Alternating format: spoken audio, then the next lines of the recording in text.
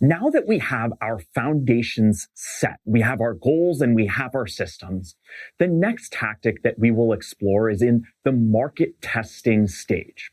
Market testing will help us to get our first customers in the door. We'll look at market research, assets, marketing, and sales. But we'll start with market research. We'll look at a combination of secondary market research and primary market research, with most of our emphasis on primary market research. We need to make sure that we have a little bit of secondary market research on our beachhead market from the 24 steps to ensure that we have a lay of the land. We know what's happening in that market segment. We know some of the different companies that are playing in that space, and so that we have some initial data to go off of. But we'll very quickly shift our focus from secondary market research to primary market research. And the first thing that I must share is that primary market research never ends.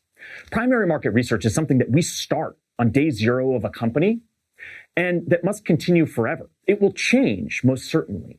But the day that we stop doing primary market research is the day that our company begins to decline. Why? Because primary market research has all the unique insights that we need to make decisions about what to build for our customers. There is qualitative primary market research and quantitative primary market research.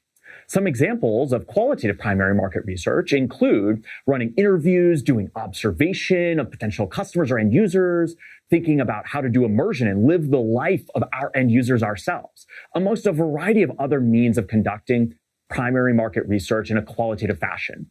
Other examples might include user testing, which we'll come to in the product development stage of startup tactics, as well as running focus groups. But user testing and focus groups aren't necessarily the forms of primary market research that we want to leverage on day zero. We want to go out, talk to customers, observe them, and do some immersion to best understand their lives.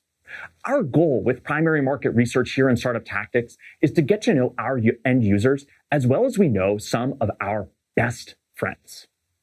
And so you might have already done some primary market research. It's very important to maintain your pool of primary market research participants, perhaps those who you've interviewed or observed. Because as we continue, like I said, PMR never ends, we might want to go back to those people. And that's why it's important to share updates with them over the course of time as you evaluate the opportunity you have in front of you and continue to develop the business. But you'll also need to expand your pool of participants or perhaps build that pool of participants who you can go to. There are watering holes that you can visit, places where your homogeneous group of end users all come together, where you can go and access a wealth of information in one go. This might take many different forms. And I want you to also consider not just the watering holes, but the virtual watering holes. Those are places where your homogeneous group of end users who share the same demographics, psychographics, proxy products, and more come together online.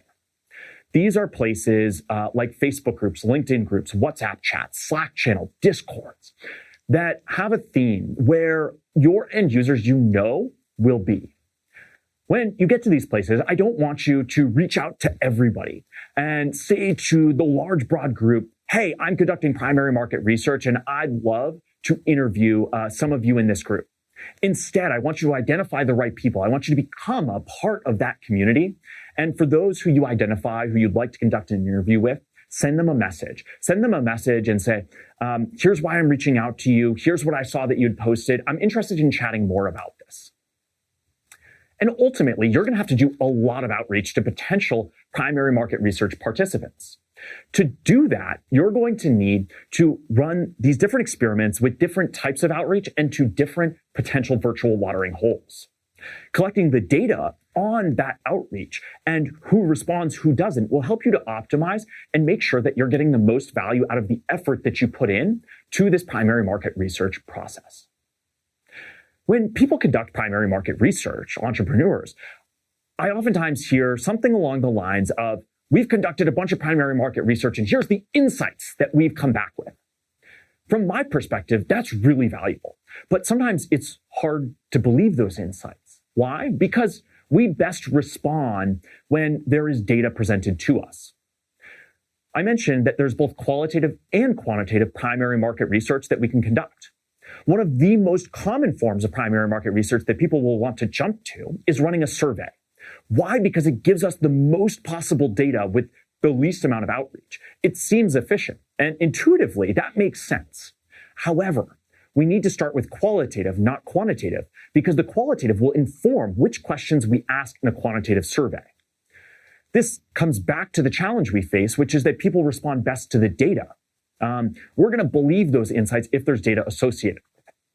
So if we're to start with the qualitative primary market research instead of jumping to quantitative, that means that we might not have concrete data to share, which is why quantifying qualitative research is so important.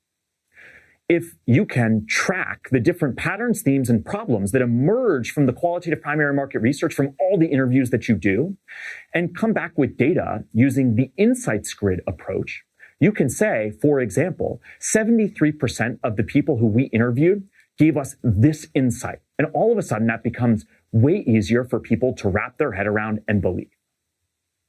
Once we've conducted qualitative primary market research, we have these insights, and we want to go deeper. We want to come back with a broad, vast data set that says this not only exists with small numbers, but it does with big numbers as well. There might be follow-on questions that we want to understand from the individuals who are in our beachhead market as well. So we can go out and we can send out surveys to a wider audience that build upon the qualitative insights that we have gathered. Ultimately, though, the first thing we need to do is go out there and start talking to people. There's no better time than the present to begin this primary market research process. And while it can be daunting, it is something that we need to do. Begin by going and identifying these watering holes, reaching out to individuals, and making sure that we're conducting a very well thought through research study with them. One of the best things you can do to reduce bias in this process is to bring somebody along. Bring somebody along to take notes on what you ask, what they hear from these interviewees, and ask them to hold you accountable when you might have the likelihood of introducing bias in this process.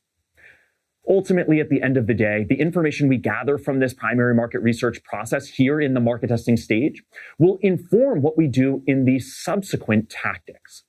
The assets that we build next will be rooted deeply in what we learn from this process.